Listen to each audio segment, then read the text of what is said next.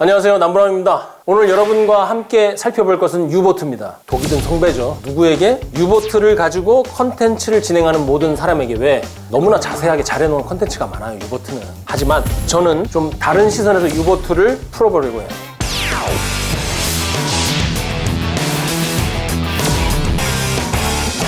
독일 해군의 비장의 무기다, 다 알고 계시고, 해저의 암살자라고 불렸다. 총 1157척이 건조되어서 수많은 작전을 실행했고, 유보트가 2차 세계대전 내내 연합군의 군함 상선 5천여 척을 격침하는 막심한 피해를 입혔다. 이것도 우리 어느 정도 알고 있습니다. 이 역사상 유례 없는 전과를 올린 것이죠. 그래서 유보트가 연합군을 공격한 작전 내용들, 이것은 상대적으로 많이 알려져 있습니다. 자, 그러면 여기부터는 좀 다른 얘기. 연합군의 그 함정과 상선을 많이 피해를 입혔으면 나는 피 안 입나? 유보트도 753척이 침몰을 했습니다. 그렇다면 연합군은 어떻게 이 유보트를 소탕을 했을까? 이거 우리 궁금하잖아요. 이 얘기를 해보겠습니다. 먼저 지금 할 건 뭐냐면, 여기 이제 자료 저 뽑아오게 됐는데, 연합군의 시선에서 당대 리얼타임에 기록된 그 기록을 보고 이 유보트를 어떻게 잡느냐 이거죠. 우린 그거 궁금한데 그거 다룬 건 없잖아요. 그러니까 유보트를 어떻게 발견을 해갖고 추격을 해서 공격을 하고 그 승조원들, 독일군 승조원을 어떻게 납포를 하고 신문하는가, 이것을 한번 추적을 한번 같이 해보자고요. 그거부터 시작을 할게요. 자, 우리 지금까지 어떻게 알고 있어요? 유보트 소탕의 시발점이 연합군이 유보트를 암호 장비 에니그마를 노획을 해서 암호를 푸는 것에서 시작했다, 이렇게 알고 있잖아요. 그리고 그 에니그마를 독일군이 털려가지고 유보트가 몰락했다. 왜? 이 유보트가 어떻게 움직이고 어디에 숨고 전술이 뭐고 이거를 에니그마를 감청을 해가지고 다 알았다, 이렇게 얘기를 하고 있잖아요. 어느 정도 맞습니다. 그러나 아닙니다. 유보트를 처음에 어떻게 잡았는지 이 리얼타임으로 이 사진을 보면서 소개를 해드릴게요. 첫 번째, 이 장면은 유보트 위치를 추적해서 하나를 잡아가지고 거기서 발생한 소용돌이를 추격하고 있는 모습입니다. 이 사진은 뭐예요? 항공기가 찍었잖아요. 처음에는 독일 해군이 항공기가 없었어요. 그리고 독일 공군이 독일 해군을 도와주지도 않았고, 그러니까 압도적으로 우세한 항공 전력을 가지고 바다를 이잡듯이 뒤지는 거예요. 그러면 유보트가 전체를 100이라고 그러면 초기까지 70%는 물 위에 떠 있어야만 했어요. 완벽한 잠수함의 형태가 아니야. 그러니까 그 위에 올라오거나 아니면 밑에서 뽀글뽀글 하거나 아니면 틀면 그 궤적이 남잖아요. 그걸 보고 항공기가 발견하는 거야. 그러면 거기에 때로 모이는 거예요. 연합군 그 함정하고 어뢰정하고 이런 여러 가지 소형 항공모함까지도. 어쨌든 이렇게 발견했어요. 지금 추격하고 있죠. 그 다음 이 사진은 뭐냐면 막 폭탄을 투여한 후의 모습이에요. 수중 폭내 2발이 지금 동시에 투하된 모습이에요. 그러면 이렇게 폭내를 떨궈 놓고 한참을 기다리는 거예요. 그리고 다음 사진이 뭐냐면, 그 폭탄 떨궈 놓고 가만히 있나? 그게 아니에요. 사진 자세히 확대해서 보시면 뒤에 항공기가 있죠. 이게 막 이제 기총소살 하는 거야. 막 붕붕 왔다 갔다 하면서 총을 계속 쏘는 거예요. 총을 쏘는 이유는 그렇게 해서 맞으면 좋고 위치를 지속적으로 표시를 해주는 거죠. 그 다음 사진이 뭐냐면, 폭내가 들어가가지고 폭발해서 유보트가 충격을 받은 순간을 포착한 겁니다. 진짜 리얼타임 사진인 거죠. 그런데 그러잖아요. 넓은 바다에서 보이지도 않는 심해에다가 폭탄을 뿅 넣어가지고 유보트를 잡으려면 힘들겠다. 그거 정확히 맞아야 되잖아. 얼마나 폭탄을 많이 때려붓는 거야? 아닙니다. 그게 아니고 그냥 그 근처에서 터지기만 해도 그 충격파가 있잖아요. 이런 걸 이제 비접촉 폭발 압력이라고 하는데, 이거 굉장히 물속에서는 큰 충격이에요. 그러니까 유보트가 버티겠어요? 쪼개진다니까요. 물 위로 올라오는 거죠. 그리고 이제 지금 보시고 있는 이건 또 다른 흥미로운 사례인데, 유보트 85를 어떻게 격침시켰는지 미 해군이 묘사한 겁니다. 사격, 폭격 같은 걸로 격침 납포한 게 아니라 박치기를 했어요. 미 해군 함정 러퍼호인데, 여기 이게 보면 파란 선이 미군 함정이 따라간 그 항로예요. 그리고 아래 붉은 선이 유보트 85호고요. 보면은 유보트 85호가 막 엄청나게 빨리 도망가죠. 이 함정이 더 회전 반경이 넓지만 관측과 사격, 그 항행선 예측, 빠른 속도, 이걸 이용해서 측면으로 들어오죠. 그래서 유보트 85호하고 만날 만한 장소에 딱 가갖고 측면을 딱 박아버리죠. 박치기. 근데 여기서 한 가지 말씀드릴 거는, 앞에 본 사진은 항공기 공격이고 뒤에는 함정 공격이잖아요. 이게 분리된 게 아닙니다. 이들이 한 팀이에요. 이들이 한 팀으로 활동을 하다가 유보트를 발견을 항공기가 통상 먼저 하겠죠. 그래서 현장에서 판단을 하는 거예요. 어느 쪽이 유보트를 잡는 것이 더 유리한가. 그것이 정해지면 항공이든 해군이든 한 수단이 공격을 합니다. 왜? 이게 서로 이렇게 중첩되면 우군 피해를 입을 수도 있고 오히려 더 작전에 불리하잖아요. 그리고 유보트를 뭘로 쫓아가요? 레이더도 있지만 지금 그 궤적 보고 쫓아가는 건데, 막 거기서 배가 왔다 갔다 하고 막 항공기 왔다 갔다 해봐. 그러면 이제 헷갈리니까 놓칠 수가 있어요. 그래서 하나가 주수단으로 쫓아가고 다른 하나는 보조적 역할, 즉 퇴로를 차단한다든가 특정 지점으로 이렇게 몰아간다든가 하는 거죠. 이게 헌터 킬러 팀입니다. 헌터가 유보트잖아요. 유보트를 죽인다. 헌터 킬러 그룹이라고 불렀어요. 유보트를 잡아내기 위해서 나중에 미군이 최적화한 그 모임은 뭐냐면 소형 항공모함 하나, 그 위에는 물론 항공기들이 잔뜩 들어가 있죠. 그리고 함정, 추격선, 어뢰정 이렇게 팀을 이뤄서 돌아다니는 거예요. 그러니까 1000몇 척 중에 700몇 척을 잡을 수 있었던 거예요. 그리고 위에서 함정이 박치겠다고 그랬잖아요. 이거 거의 기밀의 박치기에 버금가는 일격필살의 박치기입니다. 이걸 램 혹은 래밍이라고 표현을 하는데, 양의 그 머리 뿔 있잖아요. 양 머리 그 박을 때 보면 당장 내일 죽을 듯이 박아버리잖아요. 충각이라고도 하죠. 그걸로 박는 거예요. 근데 이게 그렇게 쉬운 결정은 아니었을 거예요. 이 사진이 나중에 교전을 마치고 귀향한 버클리호의 모습이에요. 선두 부분 확 피고 찌그러진 거 보이시죠? 저걸로 유보트를 박는 거죠. 그럼 박으면 어떻게 돼요? 유보트를 박으면 팍 해서 박히는 거야. 완전히 못 도망가게 찍어가지고 갈고리처럼 이렇게 잡고 있는 거라고요. 이 버클리호에게 납포된 유보트는 유보트 66호였어요. 그러면 이렇게 박치기를 한다면 그러면 어떻게 될까요? 쾅 박으면은 오오오 하고 옆으로 쓰러지거나 뭐 바둥바둥 할 때 가갖고 탁 잡나요? 아니죠. 이거 엄청 큰 배예요. 막 80명, 100명 들어가요. 그리고 그 단면도도 있어요. 그 안에 보면 그 안에 들어가 있는 엔진, 그 각종 항해 기구 장비들이 진짜 당시에 탑티어급이 들어가 있어요. 그러니까 그거를 뭐 박치기 한다고 게임 오버가 됩니까? 안 되지. 레슬링에서 박치기 한다고 끝나요? 아니잖아요. 그 다음에 엎어 놓고 1, 2, 3를 쳐야 되는데, 그 1, 2, 3를 어떻게 했는지 미 해군 로그 파일, 그 다음에 항해 일지 보면 잘 나옵니다. 이게 저는 사실 이번에 연구하면서 이거 처음 봤는데 흥미로운 장면들이 있어요. 뭐가 나오냐면, 우리가 임진왜란 관련 드라마, 또 해러비안 해적 영화 보면 맨날 나오는 거 있잖아요. 배 확 부딪힌 다음에 서로 얽어가지고 갈고리로 잡고 갑판 이렇게 딱 뭐 세워갖고 너가 난상전하잖아요. 그거래요. 누가? 유보트 승조원들이 뛰쳐나와가지고 자기들이 걸려 있잖아요. 미 함정에 올라가고 막 싸운다니까요. 독일군이 가갖고 이 새끼들 막 놔 그러면서 놔 하면 놔주나 안 놔주잖아요. 그래서 뭐 하냐면 한쪽에서는 싸우고 한쪽에서는 이렇게 잡고 발로 미는 거예요. 박힌 거 빼내려고. 근데 함정이 와갖고 그 쇠를 탁 박았는데 이게 빠지냐고 이렇게 한다고. 빠져요. 그래가지고 유보트 66이 쏜살같이 도망갑니다. 헤엄아 날 살려라 그러면서 이제 도망을 가는 거죠. 근데 이거를 가만히 안 놔두죠. 아까 말씀드린 버클리호가 그거 보고 가만히 안 있고 그 항로를 예측을 해갖고 반대쪽으로 이렇게 쫓아가는데, 그냥 간 게 아니라 그 가지고 있는 화력 중에 가장 즉각적이고 강력한 게 뭐 있냐면 3인치 건이라고 하는데, 이게 총이 아니라 포죠. 3인치 포. 그걸 쏴버린 거예요. 그게 왜 좋으냐면 계속해서 쏠 수 있기 때문에 그 항로를 계속 표시를 해줄 수가 있다고요. 근데 또 그 다음에 흥미로운 장면이 나와요. 이 나중에 유보트 66이 그렇게 몰려가잖아요. 어떻게 하냐면 궁지에 몰린 쥐처럼 탁 틀어가지고 오히려 버클리호를 들이받아요. 야, 너 죽고 나 죽자. 그리고 그 상태에서 스스로 자침을 시킵니다. 이게 유보트를 운영하는 지휘관들의 고유 권한이고 하나의 매뉴얼이었어요. 연합군에게 잡힐 것 같으면 스스로 자침을 시키는 거예요. 스스로 자침을 시키고자 하는 그런 의도도 있었고, 유보트에 구멍이 뚫려갖고 물 들어오면은 꽉 물고 있으니까는 버클리호도 같이 끌고 들어갈 수 있잖아요, 잘하면. 그러니까 너 죽고 나 죽자, 물귀신 작전인 거죠. 근데 결국에는 이것이 뭐 독일군 뜻대로 안 돼가지고 그 유보트 66도 가져와가지고 거기 있는 장비 다 노출되고, 거기 있는 계획, 뭐 항해일지 다 노출됐죠. 그리고 승조원 24명이 그 과정에서 전사를 했고 36명이 포로로 잡혀요. 그러니까 이 배에는 적어도 60명 정도가 타고 있었던 거죠. 60명이 타고 있는 배란이 얼마나 큽니까? 이걸 잡은 거예요.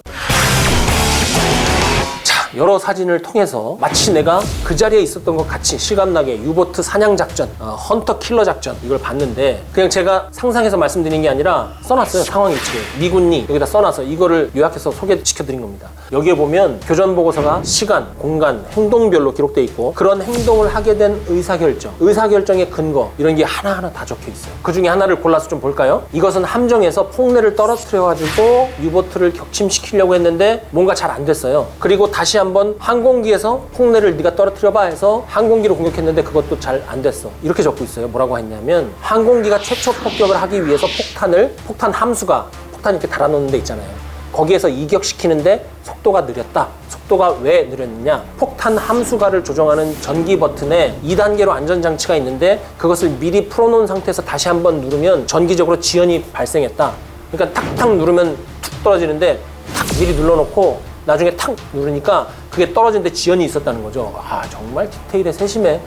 수중폭내와 개량형 수레를 투하했는데, 수중폭내는 원래 폭내고 개량형 수레는 뭐냐면 대전차 지뢰가지고 개량해서 만든 거예요. 그걸 투하했는데, 수중폭내는 안전 상태에서 임계선을 연결한 채로 투하한 후에 일정 깊이에서 격발하도록 한 경우에는 문제가 없었다. 무슨 얘기냐면, 안전 상태로 해놓고 이렇게 뭐 줄을 달아놓은 거죠. 그래서 비행기에 달아놓든 아니면 거기다 부위를 달아가지고 물에 뜨게 하든 간에 일정한 깊이의 폭내가 들어가면 뿅 뽑혀서 터지도록 한 거예요. 이 경우에는 문제가 없었다. 그런데 하는데 수레나 폭내가 빨리 폭발하게 해야 될 경우가 있잖아요. 그랬을 때 인계선을 미리 제거해가지고 장전 상태를 만들어 놓은 다음에 투하할 때는 문제가 있었다. 왜 문제가 있었냐면 항공기가 이렇게 날아가면서 그 인계선 뽑아놓으니까 그 인계선이 항공기 기체에 걸려가지고 안전에 위험이 되는 경우가 있었다는 거죠. 개량형 수레를 여러 발 투하했을 때 자동으로 인계선이 풀려가지고 장전 상태가 되려면 8파운드 정도의 인장 무게가 필요했다. 그러니까 이 얘기는 뭐냐면 개량형 수레 그거를 여러 발을 한꺼번에 투하해가지고 이 인계선이 저절로 그 풀리도록 만드는 거. 그렇게 하려면 뭐 공중에서 뭐 낙하산의 장력에서 풀리든 아니면 물 위에서 탁 쳐갖고 풀리든 그게 8파운드 정도가 돼야 된다는 거죠. 그 개량형 수레를 모아놓은 게. 그게 필요했다. 인장 무게가 필요했다. 또 수레 투하 시에 물에 부딪히는 충격력도 확인했는데 그 충격으로 인해서 인계선이 이탈되는 것을 확인했다. 인계선을 뭐 미리 뽑고 뭐 연결해놓고 그럴 필요 없이 딱 떨어뜨렸는데 물에 부딪히면서 그게 저절로 이탈되었기 때문에 그것도 참고해라 이런 것이죠. 그리고 폭내 폭발은 정상적으로 했을 때는 40초 후에 폭발했다. 우리 아까 사진 봤을 때 뭐라고 그랬어요? 폭탄을 떨어뜨려 놓고 이렇게 터질 때까지 한참 있는다고 그랬죠? 그 40초나 걸린다는 거잖아요. 쭉 들어가는데. 인계선이 항공기에 걸리거나 물에 부딪히는 충격에 의해서 조기에 이탈하는 경우에는 투하한 지 평균 8초 후에 폭발했다. 이것은 잘 활용해라 혹은 조심해라 이런 내용이죠. 이런 내용이 항해 일지에 들어있는 겁니다. 와, 정말 감탄이 저절로 나와. 이 보고서 조금 지금 자세히 소개를 했잖아요. 이것을 소개하는 이유가 무엇이냐. 지금까지 우리는 연합군, 특히 영국군과 미군이 독일 유보트를 무력화시킬 수 있었던 핵심적인 요인이 유보트 암호를 해독해서 그 항로, 출발, 도착지 지점 등을 파악했기 때문이라고 그렇게 알고 있었어요. 그런데 실제 이 보고서를 보면 미군이 유보트를 공격을 해서 파괴할 수 있는 전술을 진짜 그램 단위, 초 단위로 발전시킨 것을 알 수 있는 것이죠. 무기, 전술, 통신부터 고유의 노하우까지 굉장히 발전된 형태의 행정체계, 지휘 통제 통신 체계로 전파해서 그것을 또 예하부대에 교육 훈련을 시키고 또 여기에는 뭘 집어넣냐면 장병들이 쉽게 이해할 수 있도록 그림과 도표 이런 식으로 들어가고요. 그래서 이런 교육을 통해서 유보트를 어떻게 하면 발견할 수 있는가, 그리고 이 발견한 유보트를 어떻게 하면 격침시킬 수 있는가. 결과적으로 대유보트 작전 능력이 굉장히 올라갔기 때문에 유보트가 무용지물이 된 것이죠. 이게 아주 흥미로운 포인트입니다. 추격, 사격, 폭격을 받았을 때 유보트의 궤적, 유보트가 어떻게 이탈 및 접촉 단절을 하느냐에 관한 이런 시각적 분석도까지 있어요. 이걸 자세히 들여다보면 더 흥미로워요. 이 실선이 유보트의 통계적인 이탈 및 접촉 단절 궤도예요. 유보트 막 수십 척 잡았잖아요. 그들이 어떻게 움직이더라는 거죠. 독일군 해군의 교범은 구할 수 없지만 이들의 흔적을 보고 아, 이렇게 얘들이 교육받아서 이렇게 하는구나, 기계적으로. 그거를 이제 추적을 해낸 겁니다. 그리고 이 점선은 뭐냐면 거기에 최적화된 항공기의 추격 폭격 루트예요. 항공기가 약점이 있잖아요. 뭐냐면 속도, 빠르니까 빨리 이렇게 틀 수가 없어요. 그래서 이거를 어떻게 해야 항공기의 그 한계를 극복을 하고 도망치는 유보트와 될 수 있으면 짧은 시간에 많이 접촉할 수 있는지를 계산을 해놓은 거예요. 유보트의 형태에 따라서 다양한 항행 루트를 제시하고 있는데 이러한 여러 가지 전술을 개발해 놓은 것을 알 수 있죠. 자, 또 한 가지. 아까 제가 이미 반박을 했잖아요. 이니그마 탈취해서 암호 해독해가지고 독일군 유보트 잡은 게 아니다. 네가 어떻게 알아? 그 역사서에 다 그렇게 나와 있는데, 근데 1차 사료에 보면 조금 다른 얘기가 나와서 그래요. 유보트를 잡아갖고 아까 납포해서 막 올라온 사진 보여드렸잖아요. 얘네들을 잡으면 뭐해? 독일 애들. 신문을 하는 거죠. 이렇게 인터뷰를. 그거를 통해서 유보트 기지가 어딘지, 유보트가 어떤 경로로 움직이는지, 교전 수칙은 무엇이고 단점은 뭐고, 니들 통신은 어떻게 해? 그거 물어봐서 알고 납포한 승조원을 통해서 다 알아냈다는 거예요. 신문 대화록하고 분석 보고서가 있습니다. 이거 흥미로워요. 이거 기록이 다 남아있다는 것 자체가 너무나 재밌어. 이렇게 생긴 건데요. 표지 보면 뭔가 대단해 보이죠? 이것은 비밀이 해제된 원본이 미 국립문서기록 관리청에 있어요. 거기에 보면 적국 노획문서라는 그 시리즈가 있어요. 독일군이 적국이었잖아요. 그러니까 그 문서가 여기 있는 거예요. 이것은 유보트 U-67호의 승조원의 신문 내용이에요. 구체적으로 내용 보면 정말 디테일합니다. 1번 항해는 성격과 진술의 태도가 나와요. 성격 건드리고 약간 눈물 얘기도 하고 태도를 바로잡게도 했다가 편하게도 있다가 하다가 막 굿캅 배드캅 하는 거지. 그리고 사람이 이제 딱 멘탈적으로 흔들리면 가족 관계 물어봐요. 너네 가족의 역사, 결혼은 했냐, 애는 있냐, 안 보고 싶냐, 사진 있으면 보여달라. 와, 흔들어버려요. 그리고 3번 항의 질문과 답이 뭐가 나오냐면 지식과 이 사람의 감정 상태가 나와요. 이 사람이 감정적으로 믿을 수 있는 사람이냐. 그래서 지금 이 승조원은 자기는 영국인을 싫어하고 영국이 독일에 폭격을 해가지고 여성과 아이들이 죽은 것을 보면 자랐기 때문에 증오를 갖고 있다. 그럼 약간 그래 맞아, 영국 애들 진짜 나쁘지, 우리 같은 편이지만 진짜 영국 나도 싫어해, 이런 식으로 살살 꼬슬렸겠죠. 그러니까 4번 항에 갑자기 털어놓는 거 아니에요. 여기 보면 대화 승조원의 상황, 계급, 승조원에 대한 평가까지 다 나와요. 그리고 그 소술 털어놓다 보면 정신이 딱 들 거 아니에요. 내가 지금 뭐 하고 있는 거지? 그러면 5번 항부터 다시 가족 얘기를 물어요. 정신 차리면 다시 흔드는 거야. 여기서부터 다시 이제 U-67호의 임무, 성과, 장점, 한계가 정말 술술 나와요. 편제가 어떻게 되어 있다. 우리는 장비를 못 쓰고 무장이 뭐다. 그것을 어떤 경우에 사용하고 서로 확인하는 암구화가 뭐고 이런 걸 술술 털어놔요. 더 흥미로운 것은 뭐냐면 연합군이 당장 활용할 수 있는 굉장히 고급 정보가 나옵니다. 유보트는 현장에 가갖고 즉흥적으로 공격하는 게 아니라 작전 지역에 투입이 되어서 실제 공격을 하기 몇 주 전부터 그 영불해협 이런 데 가갖고 어디 암초가 있고 배가 어떻게 지나다니고 이걸 다 파악을 한다는 거죠. 그리고 나서 기지로 돌아온 다음에 공격한다는 거죠. 그 다음에 이제 묻죠. 야, 너네 기지는 그럼 어디 있는데? 흥미로운 얘기가 나옵니다.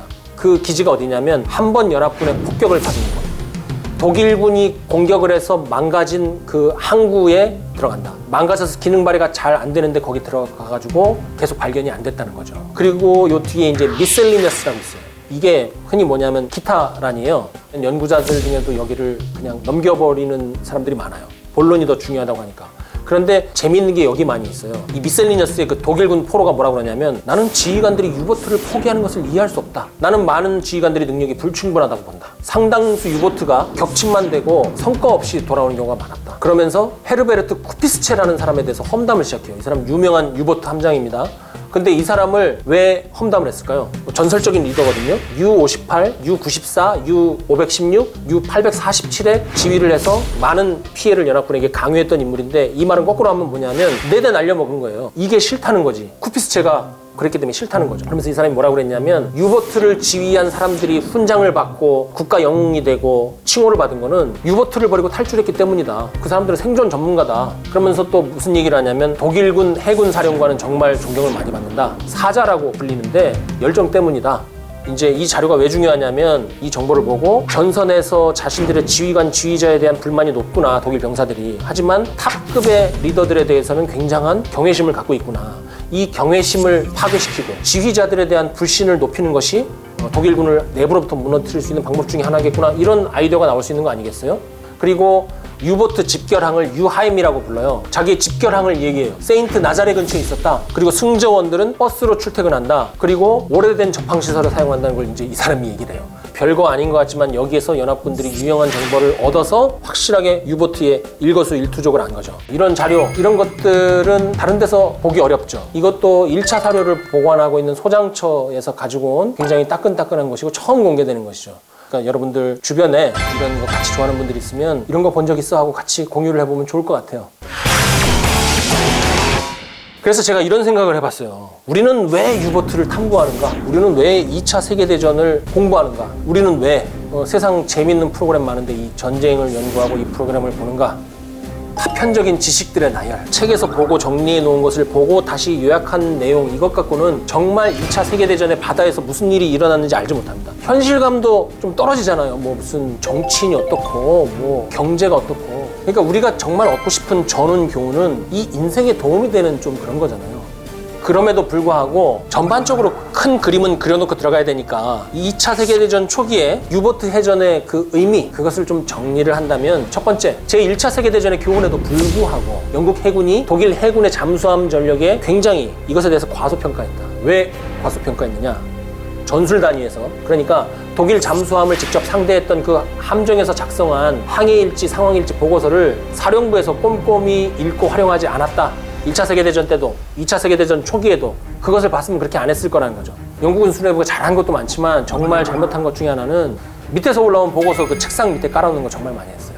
전쟁 초기에 유보트 수가 굉장히 적었어요. 나중에나 천매척이 처음에 적었잖아요. 초기에는 유보트 속도도 느리고 또 항해 시간의 대부분을 수면 위에 떠 있어야 됐어요. 탑재된 어뢰도 문제가 많았고 어뢰 발수도 적었고. 그런데 어떻게 영국군을 피해가지고 함선을 그렇게 피해를 많이 줬느냐. 우리는 영국군이 독일군 암호 해석한 것만 강조하잖아요. 독일군이 영국 암호를 이미 해독을 했어요. 그래갖고 연합 상선단을 추격을 하고 연합군 해군의 접근을 간파했기 때문에 그렇게 큰 피해를 줄 수 있었던 것이죠. 이렇게 보면 우리가 알고 있는 거하고 좀 반대 아닙니까? 전황을 뒤집을 수 있는 것은 전황과 전투 사례의 그 이면의 사건, 현상, 법칙을 읽을 수 있는 그 지적인 전투 능력, 분석 보고서를 쓸 수 있는 그 숙달된 능력입니다. 그게 우리가 오늘 본 이 실시간 보고서고 실제 신문 결과 보고서입니다. 미군이 이런 능력을 가지고 유보트 해전을 통제를 했기 때문에 유보트를 무력화시킬 수 있었던 것이죠.